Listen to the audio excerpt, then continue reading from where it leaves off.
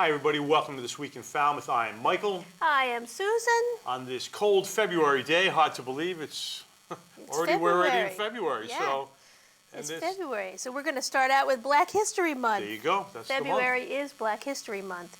And this week, the event is Tales of Transatlantic Freedom, presented at the Falmouth Academy on Thursday, February 6, 10:45 to noon.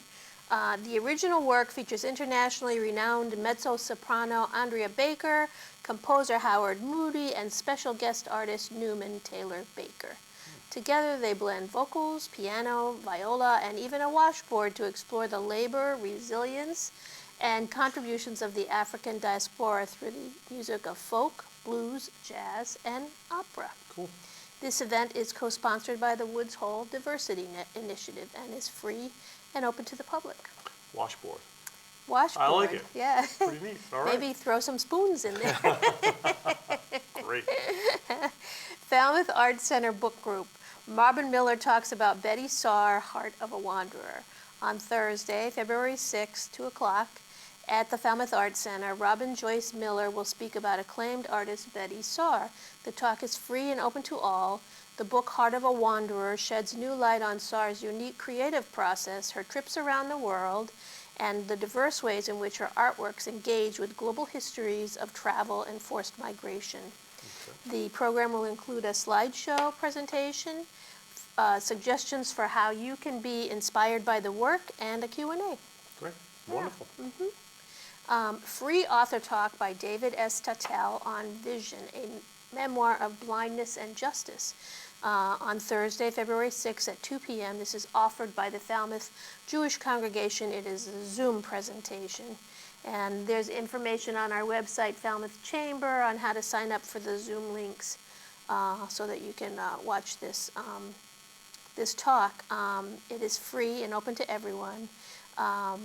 David Tatel served nearly 30 years on America's second highest court, the United States Court of Appeals for the D.C. Circuit. Many of our crucial cases are resolved or teed up for the Supreme Court. He's championed equal justice for his entire adult life, decided landmark environmental and voting cases, and embodied the ideal of what a great judge should be, yet he has been blind for 50 of his 80-plus years. And initially depended on aides to read text to him, but with high-tech solutions, he listens to reams of documents at very high speeds, so he's quite productive. Pretty amazing. Yeah. Wow. Okay. Yeah. A memoir of blindness and justice. The Falmouth Genealogical Society, in their monthly meeting, is going to be presenting Empathy and DNA with Kate Penny Howard. This takes place at the Falmouth Public Library on Saturday, February 8th from 10 to noon. She'll present via Zoom Genetic Genealogy, Empathy, and the NPE community.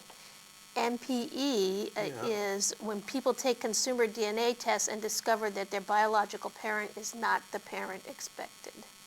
Oh. And there's more. NPE, not parent expected. Not parent expected, okay. Right. And apparently this happens fairly regularly. People are finding out that they're not who they thought they were. Kate says this is often a shock for individuals, I bet, and the discovery can trigger conflict and rejection in the family in which they were raised, as well as the biological family.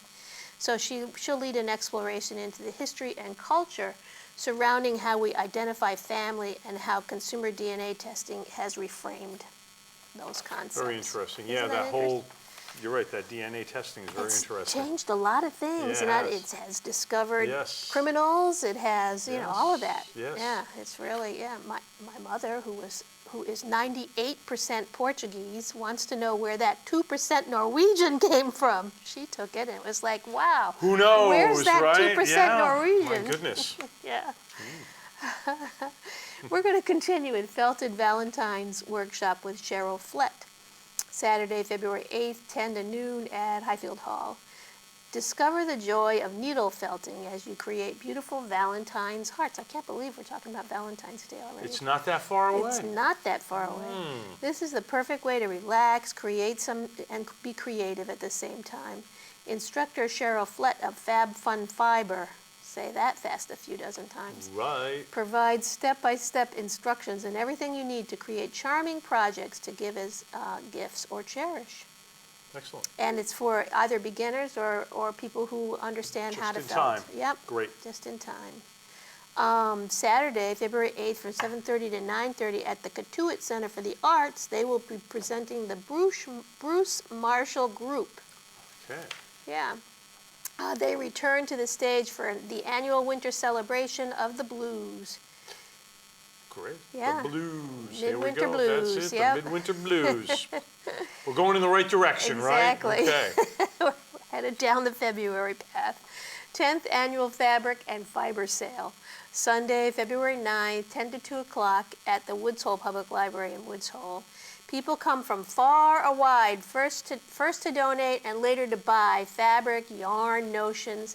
This one-day event is a major source of fundraising for the library's annual budget, and the generosity of both donors and shoppers is crucial to its success.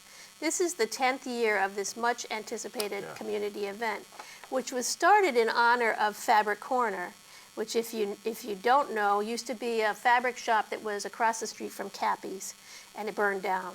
And it was the only fabric store in town, and they never rebuilt after they burned down. And so people were missing having a fabric store, and Woods Hole Public Library, they kind of filled that void, and it's become quite popular, their annual sale.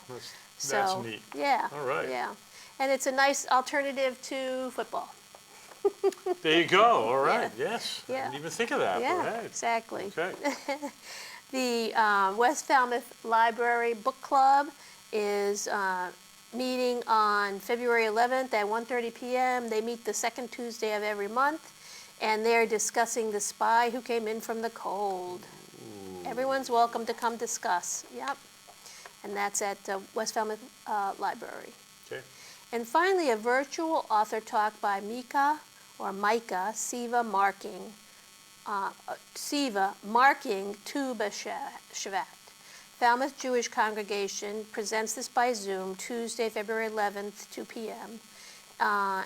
It is a Jewish Book Council's author talk and includes a cooking demo on her cookbook, Nosh, Plant-Forward Recipes Celebrating Modern Jewish Cuisine. It's plant-forward Jewish food traditions, combining flavors that reflect both Jewish food heritage and contemporary diet trends and preferences. So the plant-forward. The yeah, I and like so that. it's plant-forward. And again, there's information on our website on how to sign up. Yeah, I mean, that's going to be challenging in today's kind of diet. If you have a meat-based type of diet, to plant forward and Make do it that. plant forward, yeah. So, And then also all of the rules that go along with eating absolutely. in the Jewish community. Yeah, so that's very interesting. So yeah. Great. And so that's all we have So there's here. plenty going on. Yeah, the other thing we need to talk about is just to remind everybody that the Citizen of the Year Award dinner will be taking place in May, and to that end, the applications for nominees have been available now, and people are starting to send them in, but there's still time. You have until the end of the month, until March 1st.